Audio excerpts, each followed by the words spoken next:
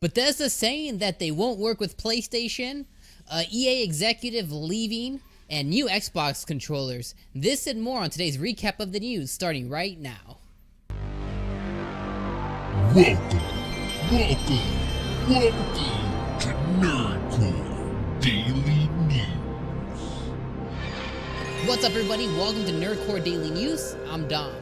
So, the OtakuCon just happened, and we got a ton of news. It's super exciting. This is something that we don't typically cover here at the Game Looters, but on Nerdcore, this is all about the nerdy, feel-good stuff around the gaming industry, and a lot of times anime crosses over with the gaming industry pretty frequently. OtakuCon just happened, and there was a ton of news. Let's talk about it.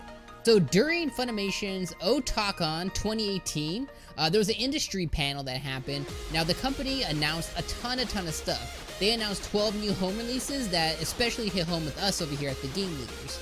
Now what you guys can start expecting in November are anime like Angel Links, the complete series. You guys can expect Black Clover Season 1 Part 2.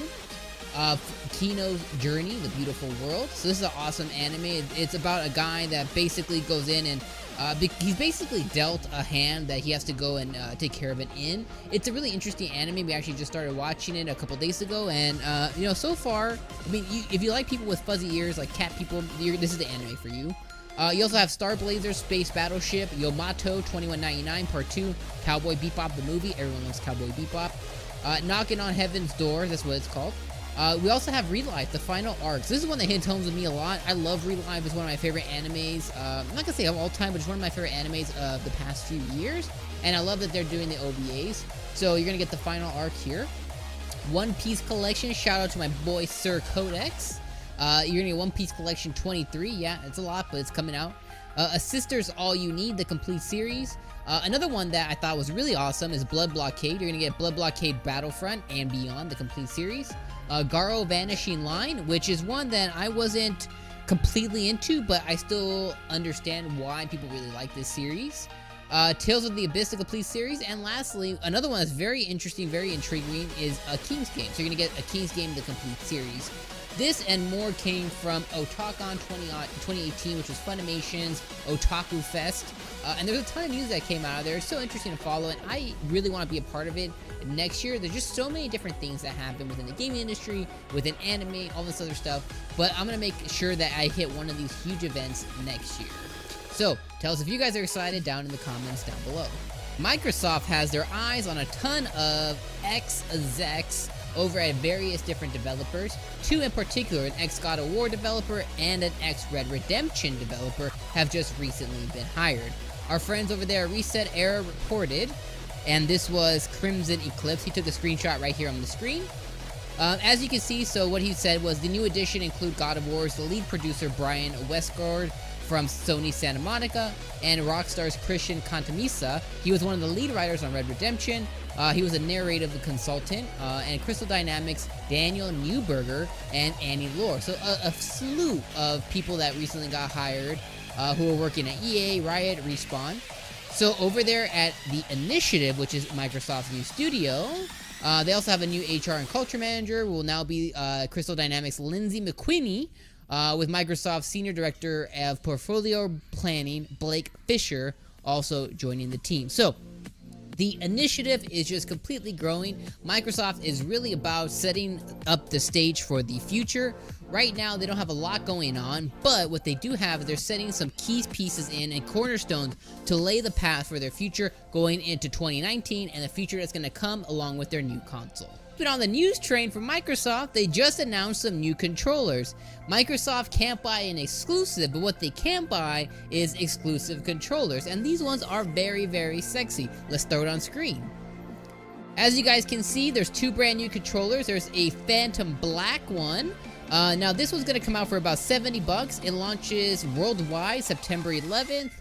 What you guys can expect is one of my favorite things in gaming is translucent accessories, and this one, it definitely delivers. It's translucent matte black. It also fades into like what they're calling a metallic champagne gold. And the controller also has a unique golden champagne golden D-pad, which I really like. The second of the two is a gray-blue controller. This one is going to be one that game leader Cynthia really likes, as she loves these aqua, different kind of style colors. I personally think this one's the sexier one, even though I like the translucent look a lot. But it's a gray-blue controller. This is going to be available, looks like September 25th, worldwide October 9th. This is going to be just $5 cheaper at $65. With that nice, cool gray design, and it's going to have a light blue, black. It's going to be more of a turquoisey color. And the thumbsticks, well, as you guys can see, they look pretty neat. So Microsoft can't seem to pop out an exclusive, but I am glad that they are supporting their accessory lineup and giving gamers and consumers what they want, which is just a ton of controller options. This is one of the things this generation that I think Microsoft got way right, as in comparison to their competitor Sony. Sony is getting better as of late with their translucent line, but Microsoft's always offering and innovating ways to accessorize and really make their products your own. Now, with their Microsoft Design Lab, you can do a ton of different things there, so even if you don't want to do something like this, you can always design your own. What I am hoping for is that these translucent availability for what you can make comes over to the Design Lab. I would love a translucent controller that I could design and personalize myself. Microsoft, you guys need to take my idea. Now, would you do it? Make sure you guys hit me up in the comments below if you would. This is big, guys. Monster Hunter is no longer available in China. To all of our Chinese viewers out there and our friends, unfortunately, it looks like Monster Hunter got pulled from you guys. This was quite an interesting story that broke this week, and it was like kind of a conundrum. We're like really wondering on why. Why would China pull Monster Hunter, which is nothing that goes against all of their policies? But the thing is with China is they have a ton of different policies, and sometimes you just cross one of them, or they just don't like your product, so they have the power to just say, not in our country. Let's talk about a little bit more. So it looks like the PC version of Monster Hunter World is no longer for sale. Looks like governmental regulators in the country pulled the license. It looks like days after launch, the Chinese government elected to halt the sale of Monster Hunter World. Looks like they were citing non-specific customer complaints. So basically, they were forging customer complaints to basically say that they just don't want this in their country. The Chinese government regularly requires games to be modified for its citizens. Most recently, when The Chinese government regularly requires games to be modified for its citizens. This is things like we've seen in The Chinese government regularly requires games to be modified for its citizens. So, if you don't know what that means every game that's released in China has to be particularly modded to suit their people, to suit their country, and what their government sees as acceptable. Now, this has been done in the past with like PlayerUnknown Battleground, which was recently picked up by Tencent. And much other ones as well. Now, this is just very interesting to see that this would happen. It just seems that the Chinese government just really didn't want Monster Hunter World. You guys can go over to GameIndustry.biz and or IGN and check out the full story there. And the big one reported from our friends over at GameIndustries.biz. Bethesda doesn't want to play nice with PlayStation anymore. They're saying, get it right or we're not coming to your platform. Kinda. So our friends over there said they recently had an interview with P. Hines, and he said some very particular stuff with their most recent game coming out. That game was Elder Scrolls Legends. So here's what he said. He basically said that with the game coming out so soon, that being on all platforms is essentially non-negotiable. What P. Hines went on to say in his interview with Games Industry was, we cannot have a game that works one way across everywhere else except for this one thing. He was essentially implying PlayStation, Hines said. The way the game works right now on Apple, Google, Steam, and Bethesda.net, it doesn't matter where you buy your stuff. If you play it on another platform, that stuff is there. Bethesda's they're very forward-thinking with this, and they're one of the ones that I really love, that they embrace the culture and what we want. I want to be able to play a game on PlayStation, then log in on Xbox, and my stuff is just there. Imagine if you could just play Destiny on your PlayStation, and then 9 months later when it's released on PC, you log in there and there's all your content, right? I wish all developers could take this up. He wanted to say, it doesn't matter what platform you play on, you play against everyone else who is playing at that moment. There's no, oh, it's easier to control or it's a better frame rate on the system. In this case, it's a strategy card game. It doesn't matter. So, this story was really about the strategy card game, Elder Scrolls Legends, but ultimately, we wanted to report that Bethesda is essentially saying, if they don't play nice, there's a good chance that our game will not come to your platform. This has sparked a lot of conversation around the industry, over here at the Game Leaders as well. We're very interested in this subject, as this is kind of a sore point with PlayStation not playing nice. We really wish that they would play nice with the other developers. My main thing has never really been, oh, well, all your stuff should just carry over wherever, or you can play, let me say, you can play with your friends wherever, right? My thing has never really been, oh, if I play Fortnite on Switch, I want to play with the people on PlayStation. That's never been one of the things I've truly cared about.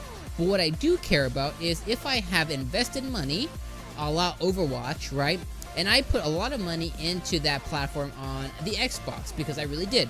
I put hundreds and hundreds of dollars on the Xbox with their skins, emotes, blah, blah, blah, blah, blah.